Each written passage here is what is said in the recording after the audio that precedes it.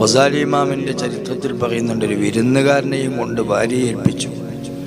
ഉപനസ്കരിക്കാനോ മറ്റോ എന്തോ ആവശ്യത്തിന് പോയി. നിസ്കാരത്തിൻ്റെ സമയമായപ്പോൾ വിരുന്നുകാരനോട് ഭാര്യ പറഞ്ഞു, സമയമായി, നിസ്കരിക്കണ്ടേ?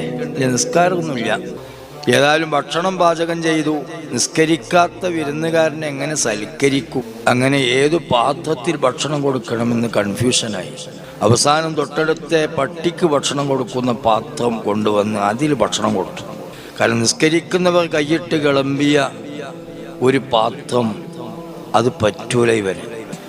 ഗസാലി ഇമാം വന്നു കഥയൊക്കെ പറഞ്ഞു. ഭാര്യ നല്ല ആളെ കൊടുന്നാക്കിയത്, അയാൾക്ക് നിൽക്കാറൊന്നുമില്ല. ഉടനെ ചോദിച്ചു, ഏത് പാത്രത്തിലാണ് ഭക്ഷണം കൊടുത്തത്? അപ്പോൾ ഭാര്യ പറഞ്ഞു, എനിക്ക് പയച്ചിട്ടില്ല, ഞാൻ തൊട്ടടുത്ത പട്ടിക്ക് ഭക്ഷണം കൊടുക്കുന്ന പാത്രത്തിലാണ് ഭക്ഷണം കൊടുത്തതെന്നാണ്. ഗസാലി ഇമാം എന്ത് ചെയ്തു അറിയോ? ആ പാത്രം എടുത്ത് ചവിട്ടിപ്പൊളിച്ച് ദൂരെ എറിഞ്ഞിട്ട് പറഞ്ഞു, ഇനി ഇതിൽ ഒരു പട്ടിക്ക് ഭക്ഷണം കഴിക്കാൻ പറ്റില്ല എന്ന്.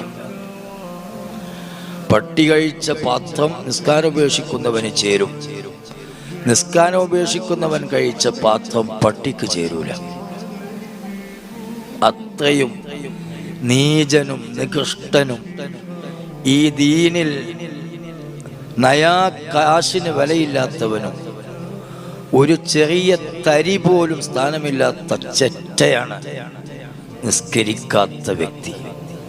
അത് പെണ്ണുങ്ങളൊക്കെ ശ്രദ്ധിക്കണം. കല്യാണങ്ങൾ, സൽക്കാരങ്ങൾ, അത് ഇത് അവിടെ ഒക്കെ നിസ്കാരം കഥയാകാം.